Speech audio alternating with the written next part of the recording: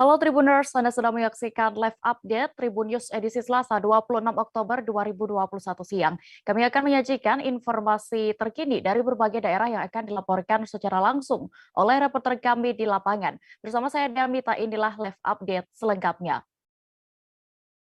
Seorang oknum perawat di Kota Makassar ditangkap dan harus berurusan dengan aparat kepolisian. Pasalnya oknum perawat itu disinyalir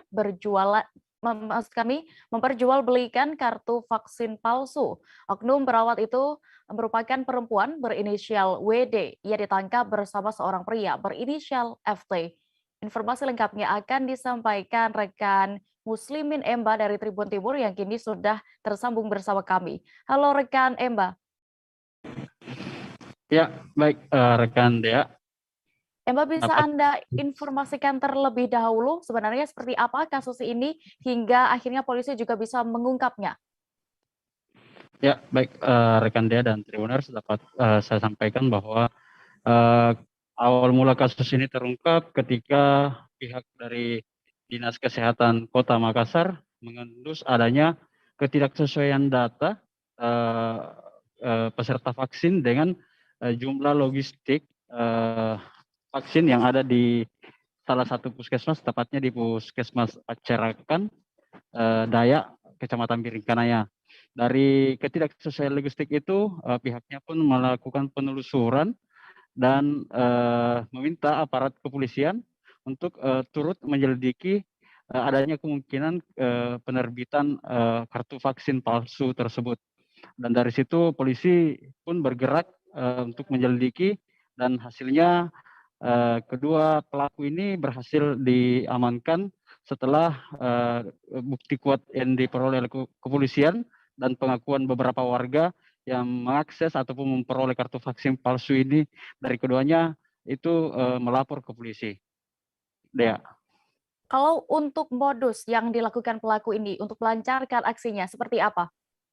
Ya, untuk modus operandi dari keduanya sendiri, si FT ini rekan dari perawat WD, tugasnya dia untuk mencari warga yang enggan disuntik vaksin namun butuh atau memerlukan kartu vaksin untuk perjalanan jauh misalnya. Nah, dari situ FT menawarkan pembuatan kartu vaksin oleh WD dengan tarif Rp50.000 per kepingnya begitu. Ya. Dua pelaku yang sudah diamankan ini, Mbak, apakah saat ini sudah ditetapkan sebagai tersangka dan bagaimana dengan pasal yang disangkakan kepada keduanya? Ya, betul sekali. Untuk kedua pelaku saat ini sudah berstatus tersangka. Keduanya dijerat dengan pasal terkait Undang-Undang Kesehatan dengan ancaman hukuman 12 tahun dan denda 12 miliar rupiah. Ya. Baik, Tribuners, rekan Emba juga sudah sempat melakukan wawancara bersama Wakasat Reskrim Polrestabes Makassar, AKP Jufri Natsir, terkait kasus ini. Berikut keterangan lengkapnya kami tampilkan. Surat vaksin itu 50.000. Dengan adanya itu, kami berhasil menyita 9 juta uang dari hasil penjualannya itu dari tersangka. Terus kemudian, adapun yang bersangkutan memang sebelumnya pernah bekerja di rumah sakit Pacerakan, Puskesmas Pacerakan. Yang bersangkutan saudara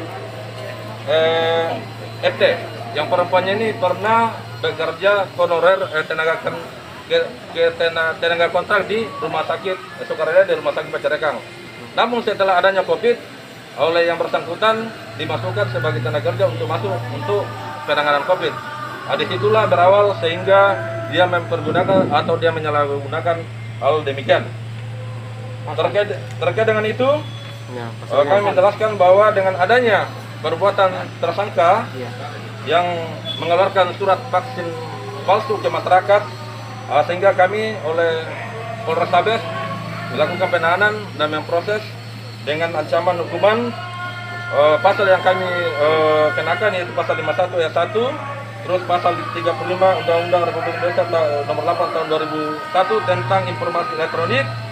Terus kemudian disandingkan lagi dengan Undang nomor 19 tentang informasi dan elektronik, kemudian dengan Undang-Undang Kesehatan pasal 55 ayat 1 dengan ancaman hukuman 12 tahun dengan denda, kalau dendanya itu 12 miliar. Kalau yang perempuan ini apa statusnya? Tenaga kesehatan apa? Bidan, perawat atau apa? Awalnya perawat. Jalan provinsi di Desa Ambololi, Kecamatan Konda, Kabupaten Konawe Selatan kini sudah bisa dilalui kendaraan. Jalur tersebut sempat macet total selama 7 jam sejak Senin 25 Oktober 2021 kemarin mulai pukul 8 waktu Indonesia Tengah hingga pukul 15.30 waktu Indonesia Tengah. Kemacetan parah terjadi lantaran warga sempat memblokade jalur yang menghubungkan 4 kabupaten atau kota itu. Untuk mengetahui lebih detailnya, sudah bergabung bersama kami rekan wartawan dari Tribun News Ultra, ada Fadli Aksar yang akan menyampaikan laporan lengkapnya. Halo Fadli.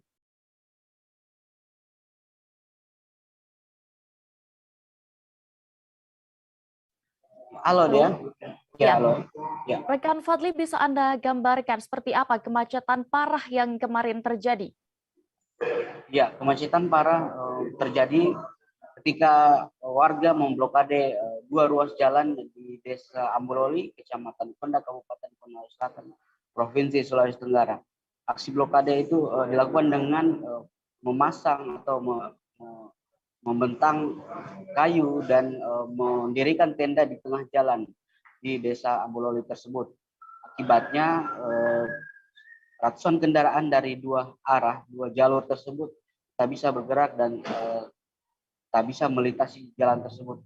Akibatnya jalan tersebut macet selama kurang lebih 7 km dari pukul 8 pagi hingga pukul 3 sore atau pukul 15 WITA.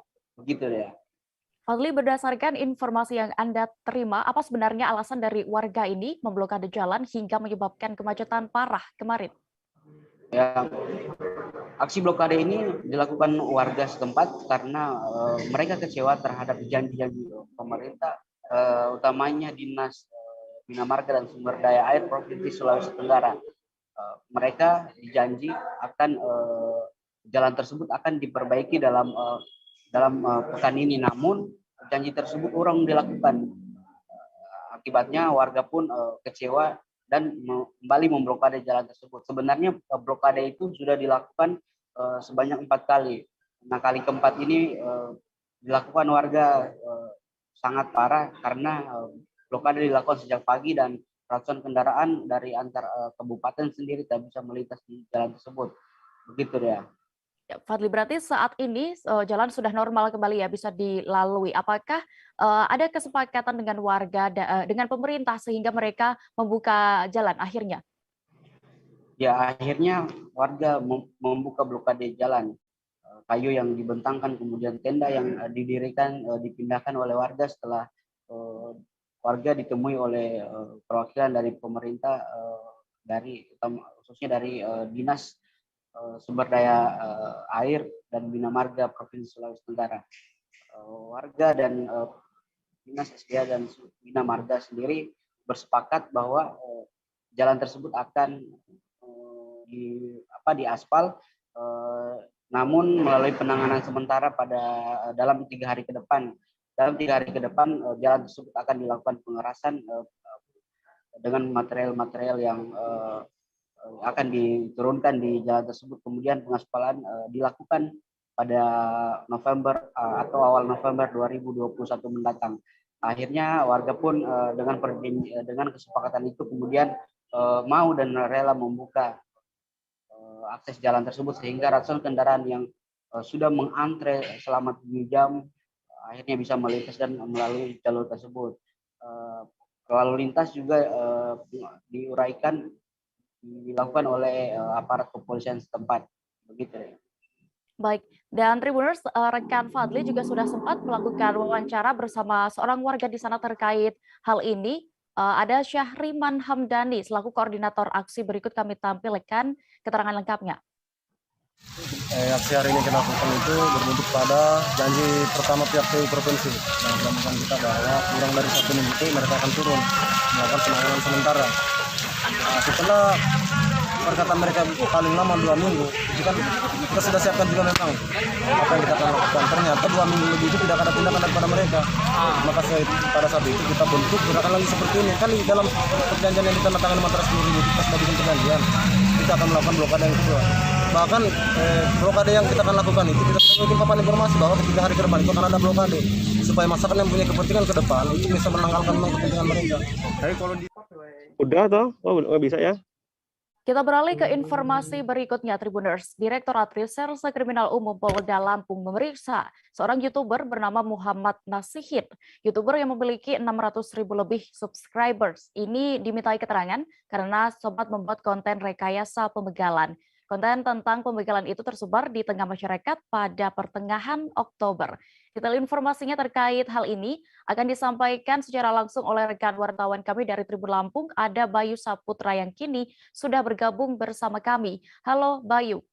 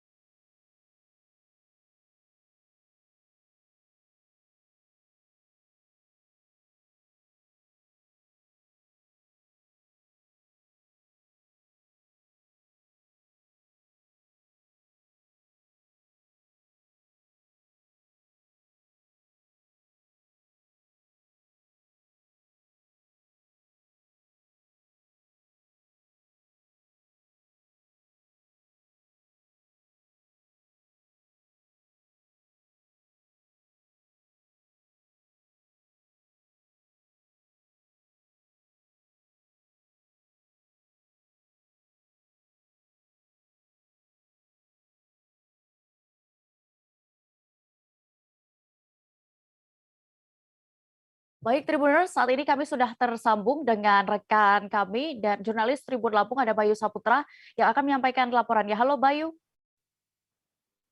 Halo, selamat siang rekan Dea. Ya, Bayu, bisa Anda jelaskan sebenarnya seperti apa detailnya konten dari YouTuber di Lampung ini, Muhammad Nasihin ya. Kemudian juga siapa dan bagaimana sebenarnya latar belakang dari YouTuber ini. Oke, Muhammad Nasihin ini merupakan melakukan konten yang karena konten yang diduga rekayasa karena beliau Nasihin menyampaikan bahwasanya itu merupakan konsumsi untuk pribadinya. Begitu rekan Dea. Lalu bagaimana dengan reaksi dari Nasihin ini setelah dimintai keterangan maksud kami oleh pihak kepolisian? Ya, bahwasannya konten yang buat itu hanya konsumsi secara pribadi dan tidak ada niat untuk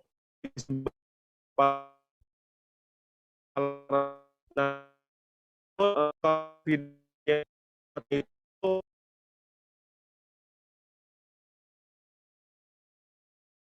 Halo rekan Bayu.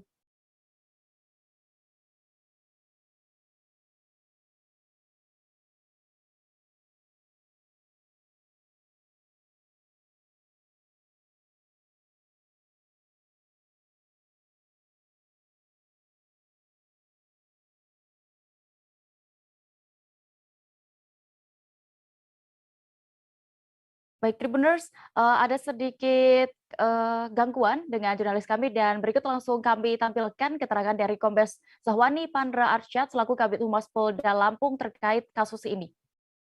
Nah, dalam kejadian ini yang bersangkutan saat ini tengah dilakukan ya undangan dan tadi kita lakukan klarifikasi ya artinya pemeriksaan saat ini masih tetap berjalan, tetapi untuk informasi kepada rekan-rekan kami sampaikan bahwa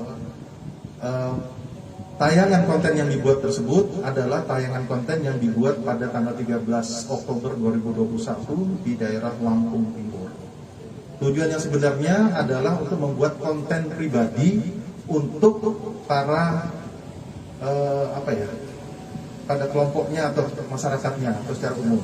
Ya, itu yang disampaikan. Tetapi dalam kesempatan ini bahwa kejadian yang sebenarnya tidak pernah terjadi Itu sudah diakui dan hasil pemeriksaan juga demikian.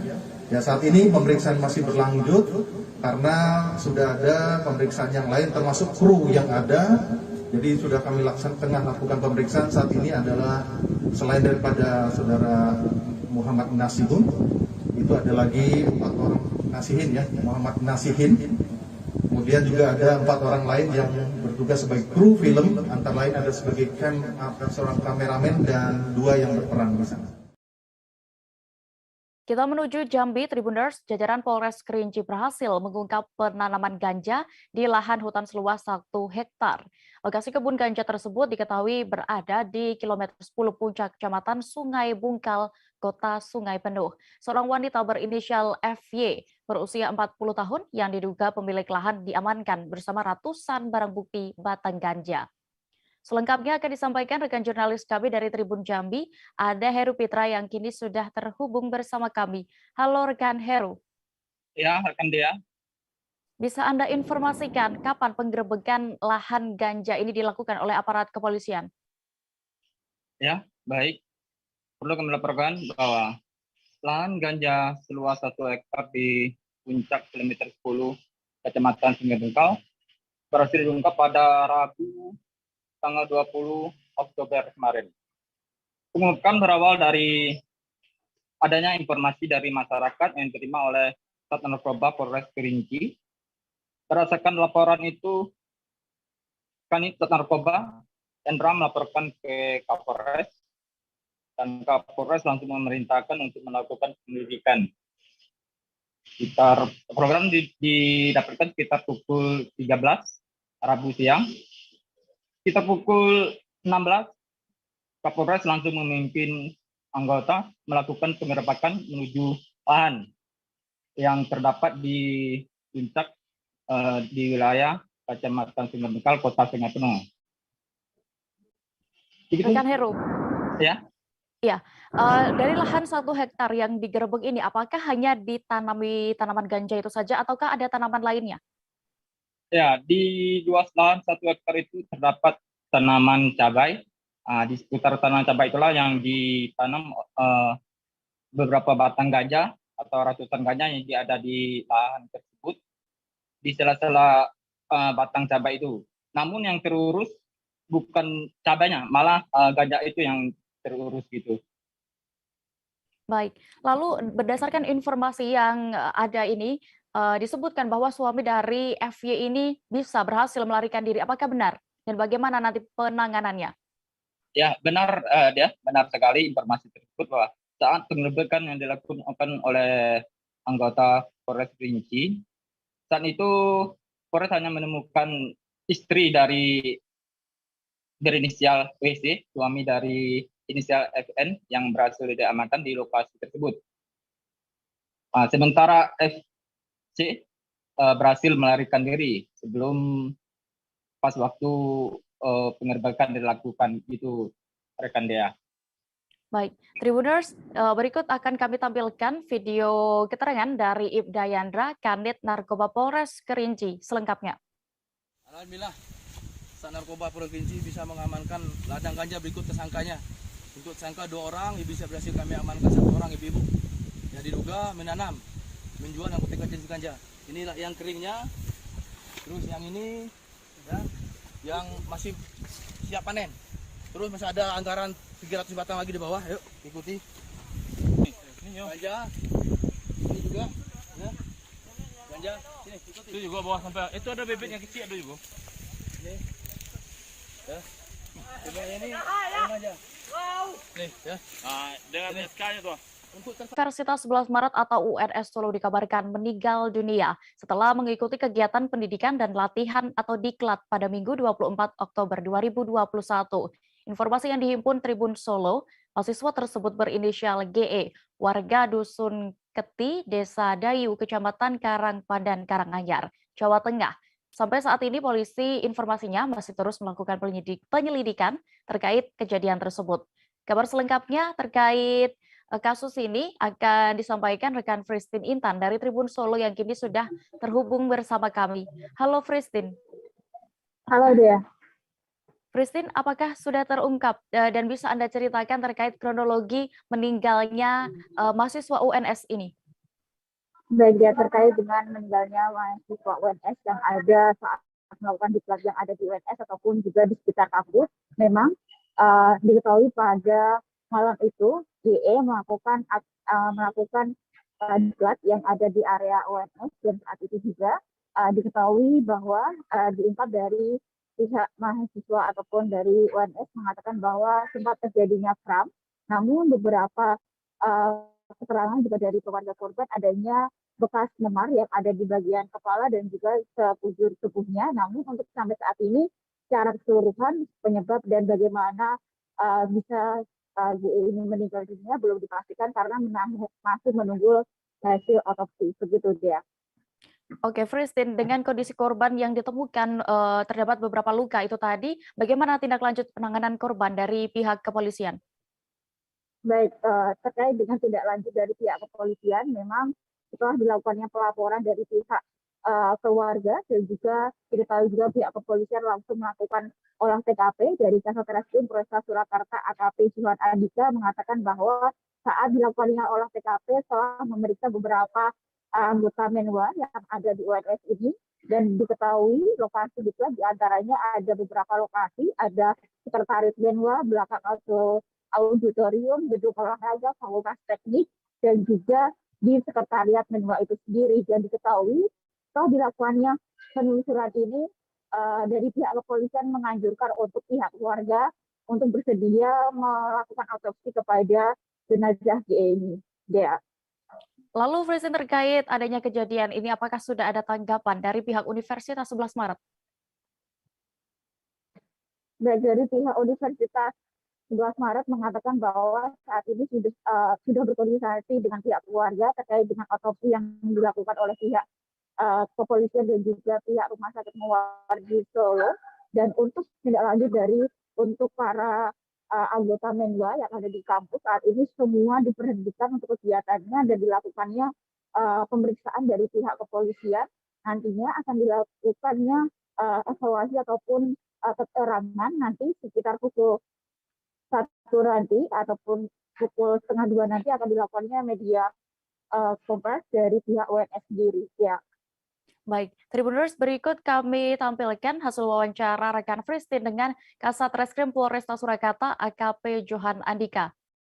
Kita mendengar kabar bahwa ada salah satu mahasiswa UNS yang tiba-tiba dilaporkan sudah tidak bernyawa. Nah, ini untuk penyebabnya sedang kita lakukan penyelidikan, termasuk korban juga sedang kita lakukan otopsi untuk mengetahui penyebabnya apa. Tapi kalau dari tadi sudah ada yang diamankan, mungkin yang diperiksa atau? Bukan diamankan ya. Ini sedang kita mintakan keterangan-keterangan terkait dengan kegiatan-kegiatan yang 2 hari ya, dari Sabtu dan Minggu. Kalau dilaporkan meninggalnya hari apa? Barusan. Kan tadi kejadiannya kan semalam jam 10 kan. Habis itu ini kita koordinasi dengan keluarga ya, supaya untuk keluarga itu berlapang hati, maksudnya mengikhlaskan untuk kita lakukan otopsi untuk kita mengetahui penyebab kematiannya itu apa. Kita akan jeda sejenak, Tribuners, dan akan kembali sesaat lagi. Tetaplah di Live Update. Oke, apa kabar Bang Aris di sini untuk strateginya? Kalau saya sendiri di Jumit 37 ini yang semalam baru mulai, saya udah pasti. Sebenarnya aku nggak ngerasa itu penangkapan atau penggerebegan atau apapun itu, karena gini loh, posisinya aku kriteria. Jadi kita mengenal disebut dengan stroke yang tidak berdarah dengan stroke yang berdarah. Stroke yang tidak berdarah itu biasanya ditandai dengan adanya penyumbatan. Kalau itu penyumbatan di sini mungkin pikirnya tidak ke situ kali ya, tapi kalau di Korea atau di Kamboja itu ada beberapa paper yang saya itu mas ya dulunya tukang koran. Oh gitu ya, tukang koran ya, saya baca itu Pak. Tuh kan pernah baca kan ya. Jadi kalau saya jadi tanggam itu udah bersyukur banget si anak ini dijadikan sebagai tersangka begitu ya. Kalau ini kita bicara yang di luar kasus Situbondo ya, dengan nama hujan shower, di mana terdapat batas jelas antara daerah hujan dan tidak hujan yang biasanya terjadi pada fase awal mature stage atau tahap berbahaya itu Kang. Jadi mulai artinya terjadinya perlembekan. Nah itu untuk penetrasi akan sulit. Gitu ya. Dok, saya ini menurut saya memang tidak mudah. Bukan urusan tanah diambil. Kalau misalnya Amerika Serikat sekarang, Rasulullah mengatakan dalam sebuah hadis bahwa berpuasa di 6 hari Syawal itu. Oke, apa kabar Bang Arifki di sini untuk strateginya? Kalau saya sendiri di Jumit 37 ini yang semalam baru mulai, saya udah sebenarnya aku nggak ngerasa itu penangkapan atau penggerebegan atau apapun itu, karena gini loh, posisinya aku kriteria. Jadi kita mengenal disebut dengan stroke yang tidak berdarah dengan stroke yang berdarah. Stroke yang tidak berdarah itu biasanya ditandai dengan adanya penyumbatan. Kalau itu terjadi di sini mungkin pikirnya tidak ke situ kali ya, tapi kalau di Korea atau di Kamboja itu ada beberapa paper yang saya itu mas ya dulunya tukang koran. Oh gitu ya, tukang koran ya, saya baca itu tuh kan pernah baca kan ya. Jadi kalau saya jadi tanggam itu udah bersyukur banget si anak ini dijadikan sebagai tersangka begitu ya. Kalau ini kita bicara yang di luar kasus Situbondo ya, dengan nama hujan shower, di mana terdapat batas jelas antara daerah hujan dan tidak hujan yang biasanya terjadi pada fase awal mature stage atau tahap berbahaya itu Kang. Jadi mulai artinya terjadinya perlembekan. Nah itu untuk penetrasi akan sulit. Gitu ya. Dok, saya ini menurut saya